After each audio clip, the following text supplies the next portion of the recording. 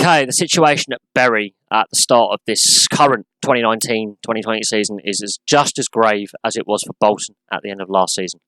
And that is points deduction, games being called off, players going unpaid.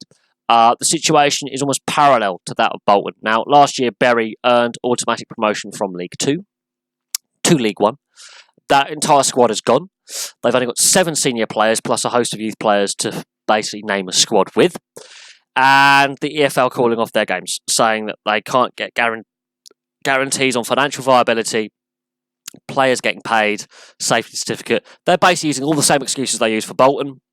And their first 2 games of the season have been called off. Their game against Accrington Stanley next weekend has been provisionally suspended, which means they could rearrange it or it's abandoned before it's even played. This is happening more and more often in the lower leagues of English football. Bury are in trouble. They entered a CVA, which is a company voluntary arrangement, which is designed for companies to restructure their debts to avoid liquidation. Because of that, the EFL 12-point deduction. Rather than coming in and helping the club with some financial assistance and to make sure the players got paid, because the EFL has a lot of money, they've decided to hit the club with the points deduction to make it harder for the club to survive in League 1 this coming season. Now, Bury, much like Bolton last season, are in the same position. Bolton were in a similar position last season where they had points deductions and games that are unable to get played.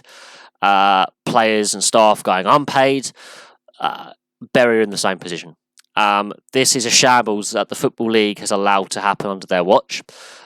They could have and should have stepped in far sooner with these clubs. They should have offered financial assistance, possibly. And it raises questions about how the game is governed and how clubs are run. Now, the new owner, Steve Dale, has come in and is already at war with the EFL. He's at war with the EFL over the safety certificate of Gig Lane, over financial assurances on players' wages that date back to last season and the current squad that they currently have, and a whole host of other issues like financial viability to complete the current season, which he claims they can. Not being able to play games hurts the financial viability. It makes it harder for the club to pay off their debts, surely. Surely the EFL can step in and say, look, we'll cover the security costs so you can play a game. This is reaching a point now where we need to look at the ownership of football clubs.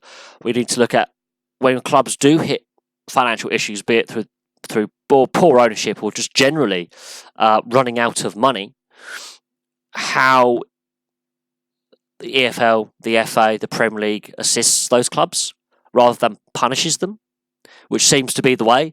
Club in trouble. Let's make it harder for that club. That's basically how I see it in layman's terms.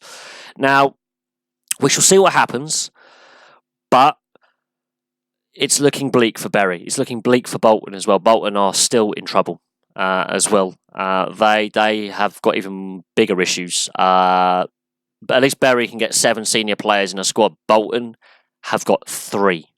3 senior players have been named in their squad to play Wycombe. This shows you the situation some clubs are in. And only, I think, a handful of clubs below the Premier League can actually operate at a profit. Most operate at break-even or at a massive loss. So the way football is operated outside the Premier League financially, there are big questions about the business model that clubs are using and the EFL is allowing to be used. The TV deal that these clubs get is just shockingly poor.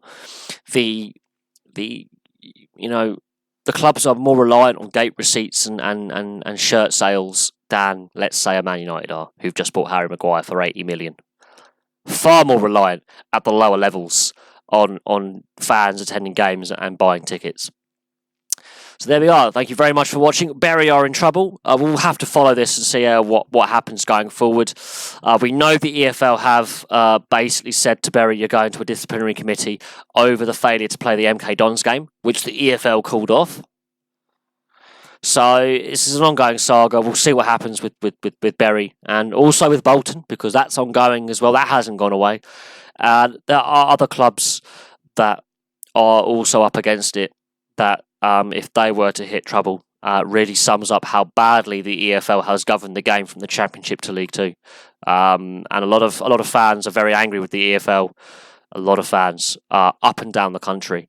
And it's an ongoing saga, the EFL and their governance of the Championship to League Two, the clubs that are struggling, and now the clubs when they do finally hit the wall and end up in situations like Bury and Bolton, how the EFL deal with them. But for now, thank you very much for watching. Place your thoughts below. Can Bury get out of the situation? Are they being unfairly treated by the EFL? And for Bolton fans, the same. But for now, thank you very much for watching, and I'll have some more videos for you very, very soon.